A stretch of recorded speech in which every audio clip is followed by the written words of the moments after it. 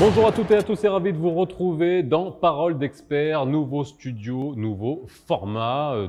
Deux fois par semaine, on va se retrouver pour parler des sujets qui vous intéressent, d'actualité, de société. Et n'hésitez pas à vous abonner à la chaîne YouTube et à réagir sur les réseaux sociaux, car ça nous permet d'alimenter nos discussions et surtout de choisir les sujets qui vous intéressent. Le sujet d'aujourd'hui, si vous avez des enfants, vous avez dû vous tirer les cheveux lors de la rentrée. Un moment qui est censé être agréable devient souvent cauchemardesque pour des parents parce que ça coûte un rein, comme on dit, ça coûte extrêmement cher, que ce soit les fournitures ou, si vous avez vos enfants dans le privé, eh bien les tarifs qui, on va dire, explosent tous les plafonds. Question aujourd'hui pour répondre et analyser un phénomène. Pour la première fois depuis une dizaine d'années, eh bien, on voit une migration du privé vers le public. À quoi est-ce que cela est dû? Seulement au tarif, à une amélioration de la qualité ou à une baisse de la qualité dans le privé? On en parle aujourd'hui dans Parole d'experts.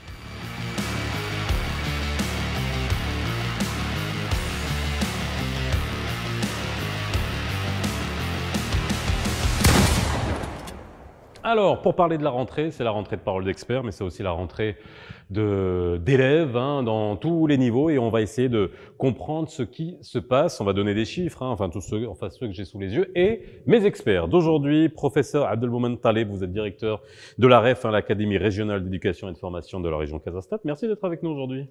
Merci pour l'invitation et merci pour l'intérêt que vous portez au système éducatif marocain. Plaisanter ou quoi? Bien sûr que ça nous intéresse. On se pose des questions tout le temps. Mais en tout cas, merci d'avoir répondu à l'invitation, vous aussi. Si Badr El-Mejdi, vous êtes expert en éducation et en relations parents-établissements scolaires. Effectivement, merci pour l'invitation, c'est Faisal. C'est la relation parents-établissement que j'ai pu acquérir pendant des années lors de mon activité à l'association indépendante des parents d'élèves en enseignement privé. Mais ça, c'est un des points aussi dont on va discuter parce qu'il n'y a pas seulement le prix, il n'y a pas seulement la qualité de l'enseignement, mais il y a aussi la relation entre les parents d'élèves et les établissements qui pose problème. Alors, la question, quand on parle d'éducation, là on est là ensemble 12-13 minutes, donc on va aller droit au but sur une question qui est essentielle.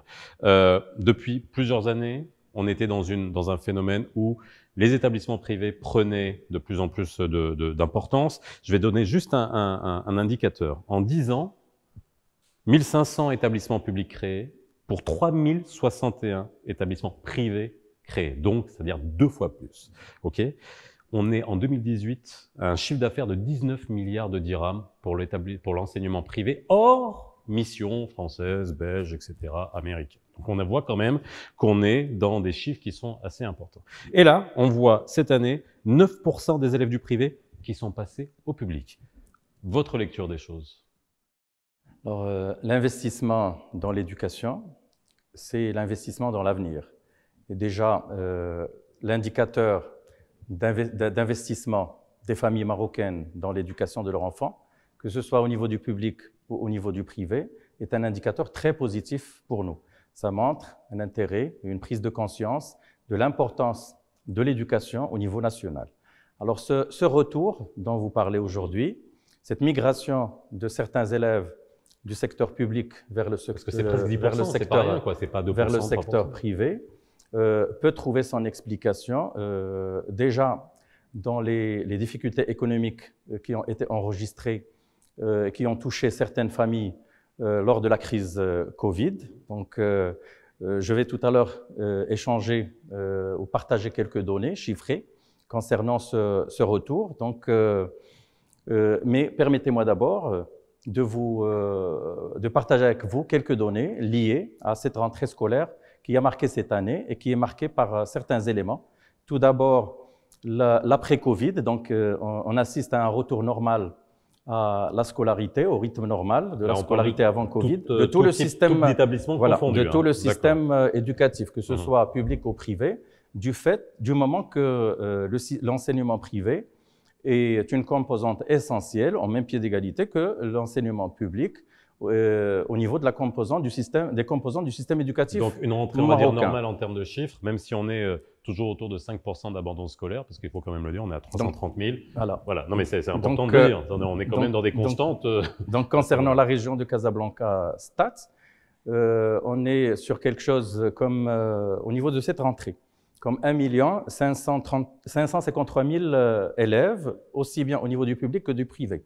Le privé représente quelque chose comme 22,5%. Sur Casastat? Sur Casablanca-Stat, la plus grande région du royaume, avec un chiffre… C'est là où on a la plus grosse surreprésentation. C'est la plus grosse représentation du privé au niveau national. Oui. Donc, ça représente quelque chose comme 349 600 élèves au niveau de toute la région Casablanca-Stat qui est étudiée ou inscrite au niveau de l'enseignement privé. Certes, ces chiffres ont connu une baisse après Covid, donc alors, au titre de l'année 2019. Juste pour comprendre et que les gens qui nous regardent comprennent, après je vous donnerai la parole, quand on voit les chiffres qui ont été donnés, baisse de 9,2%, ça veut dire on parle de migration et pas de 9,2% d'inscription en moins, on est bien d'accord. C'est des gens qui avaient leurs enfants dans le privé, voilà, qui les ont mis dans le public. C'est ça. Ouais.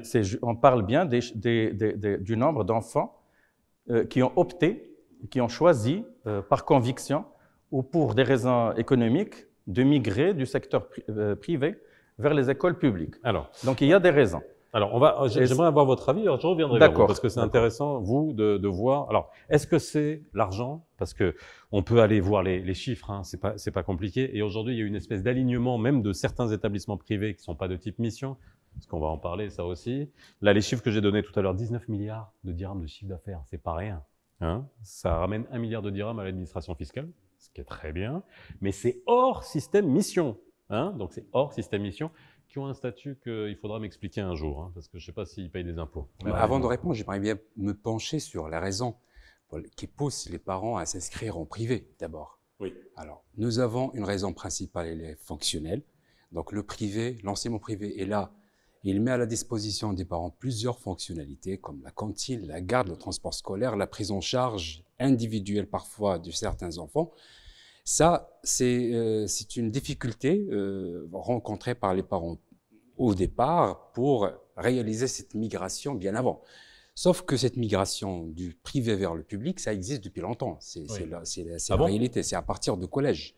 Et moi, je dirais que sur les 100% des établissements scolaires privés qu'il y a, nous avons presque 0,1% des établissements scolaires privés qui sont inaccessibles à l'ensemble de la population. Je dirais 20% de la classe moyenne, pour la classe moyenne. Donc, je peux citer des mensualités allant de 2000 jusqu'à 2500 dirhams. Le reste des établissements… 2500 dirhams, mais tous niveaux confondus? Tous les niveaux confondus. Donc, sur tout le Maroc, hein, je parle de tout le Maroc. Oui, bien sûr. Et le reste, je dirais qu'il y a des établissements scolaires qui recrutent des parents, on parle bien recruter des parents de moyens, de revenus très très moyens, qui peuvent aller de mensualités de 600, 700, 800. Moi, je suis d'accord avec Sitalib, c'est la population qui a été le plus concernée par cette migration. En général, ce sont des parents qui sont biactifs. Ils ont un grand besoin de prendre en charge leur enfant au niveau primaire. Ça n'empêche que, au niveau de collège, c'est terminé. Donc, tout le monde passe en système public. Donc, pour cette catégorie. Pour cette catégorie, en tout cas. Permettez-moi d'abord de nuancer ces chiffres. Donc, tout d'abord, il faut que je clarifie une question liée donc, au système privé-public. Nous ne sommes pas en rivalité entre le public et le privé. Nous sommes complémentaires. J'entends ça. Permettez-moi. Non, mais j'entends ça depuis que je fais ce métier. Mais permettez-moi. Depuis que je suis au Maroc, depuis que je suis parent d'élèves, et on me dit il n'y a pas de rythme. Il y a un moment donné. On est complémentaires. Il y a on a lancé ces dernières années. Nous, on aimerait mettre nos enfants dans le public. Alors, la crise économique, bien sûr, la porte est ouverte. Le ministère de l'Éducation nationale, depuis ces 2 ou ces 3 dernières années, a énormément investi en matière de réhabilitation des établissements publics. Donc, l'une des raisons également majeures qui ont encouragé cette migration, c'est le regain de confiance et la réconciliation des parents d'élèves avec l'école publique. Donc, on parle bien d'une réconciliation, c'est un point très positif. D'accord avec ça. Il y a un retour également. Mais est-ce que c'est un retour forcé? Moi, c'est ça la question. Pas uniquement, parce qu'on a bien des élèves de familles issus de familles de la classe moyenne et même de la classe aisée qui ont choisi par conviction d'aller vers les écoles publiques parce qu'ils sont conscients que l'école publique peut également offrir un modèle de qualité. Aujourd'hui, alors, excusez. Est-ce qu'aujourd'hui, sincèrement, est-ce qu'en aussi peu de temps, on a transformé l'école publique pour qui? Alors, on a des lycées d'excellence, on a des collèges d'excellence qui existent et qui sont extrêmement bons. Ça, qui existent, oui. Mais dans la majorité. On communique peu. Oui. C'est ça. Ouais. Donc nous, ce qu'on retient, c'est juste ce qui nous parvient en images, en réseaux sociaux. Donc on voit des écoles déchiquetées, des tables cassées. Alors, il faut aller sur le terrain. Moi, je suis allé, j'avais cette idée au départ. Oui. En revanche, je tiens à signaler un point très très important. L'enseignement public, il faut l'admettre, majoritairement, il y a un manque d'application des parents. Ça, c'est une vérité. Pourquoi? L'enseignement privé, c'est ce que les établissements privés disent. Nous avons des parents qui contrôlent la scolarité mensuellement parce qu'ils payent de l'argent. En public, on a souvent paye dit, pas. Ce ne sont plus des parents d'élèves, mais des clients. Des clients. Voilà. Voilà. Donc, et ce client-là, quand il veut acheter un produit de l'enseignement privé, il lui faut un référentiel. Ce référentiel n'existe même pas, même en public, ça n'existe pas. L'infrastructure, équipement et localisation, instruction et pédagogie, sécurité, hygiène, ce sont des choses que le parent doit mesurer, évaluer dans le temps et dans l'espace. Donc, le jour où on arrive à mettre en place ce référentiel réel avec un système de droit de regard, de ministère, de parents, de toutes les parties prenantes, à ce moment-là, on peut dire que nous avons un système éducatif de qualité, que ce soit en privé Vous avez des ou en enfants? public. Oui. Ils sont où? Ils sont privés. Vous avez des enfants? Ouais. oui, Ils sont où?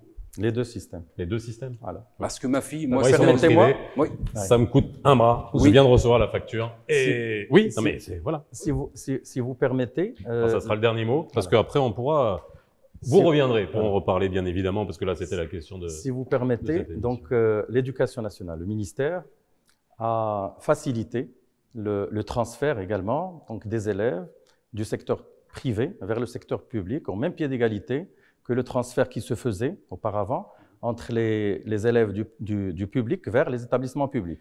Donc vers le privé. C'est vers le public. Ah, du public donc, au public. Voilà. En fonction de. D'accord. Donc, okay. Dans un souci d'égalité des chances, et ça montre que le ministère traite sur le même pied d'égalité les établissements du privé et les établissements du public. Alors, la question que je vais vous poser à vous, c'est la dernière et qui fait appel à votre conviction profonde. Est-ce que on peut imaginer que dans 20 ans, dans 25 ans, on retrouve cette école publique marocaine où il y avait toute la société mélangée et qui redevienne cet ascenseur social, où il y a une cohésion aussi, peut-être en termes de langue, qu'on a perdu, ça on en discutera dans une autre émission. Sincèrement, réponse courte, est-ce que c'est possible avec les réformes qui sont engagées, avec la volonté de Si Ben Moussa qui est issu du nouveau modèle de développement, avec la vision de Sa Majesté en la matière, est-ce qu'on va y arriver ou pas? Parce que on a vécu des plans d'urgence, etc. et on n'a rien vu venir. À mon avis, il y a des indices qui font dire que nous allons y arriver pour une simple raison. On commence à voir l'implication de tout le monde. On commence à voir tous les acteurs socio-économiques qui s'intéressent à l'éducation et spécialement à l'enseignement public. Donc je pense d'ici 2030, on va voir un enseignement public qui répond à toutes les exigences. Aujourd'hui, on a une grande chance de réussir et d'arriver, parce que la feuille de route présentée par M. Ben Moussa, le ministre de l'Éducation nationale, qui a été enrichie par tous les acteurs, plus de 100 000 acteurs aussi bien internes qu'externes du système éducatif et de la société civile, des élus, de tous les acteurs du privé ont été associés donc, à enrichir cette feuille de route qui part de trois axes essentiels, donc, à savoir l'élève, à savoir l'enseignant, à savoir l'école.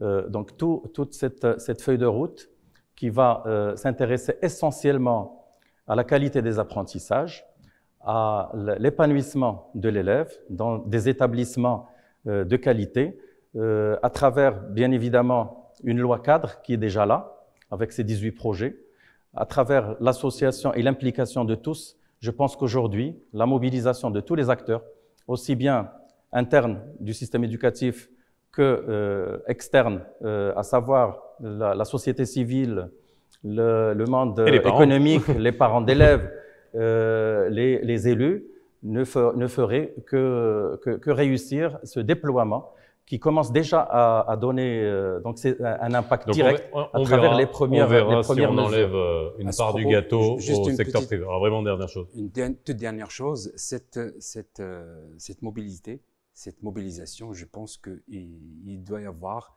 un rapprochement, je dirais un rapprochement historique entre les nouveaux besoins des entreprises et le cursus scolaire. Alors ça sera un autre sujet, parce que je suis pas d'accord là-dessus. Hein, fabriquer des petits soldats pour des tâches bien faites, là, on parlait d'épanouissement. Ça, c'est un autre sujet, mais qui peut être extrêmement intéressant. Voilà, merci d'avoir été avec nous dans Parole d'experts. On rediscutera bien entendu d'éducation. Réagissez, vous aussi, donnez-nous votre avis. Est-ce que vous pensez peut-être remettre vos enfants ou mettre vos enfants dans le public? Ça, c'est une question à laquelle vous pouvez répondre sur les réseaux sociaux. Abonnez-vous, n'oubliez pas, on se retrouve très vite dans Parole d'experts.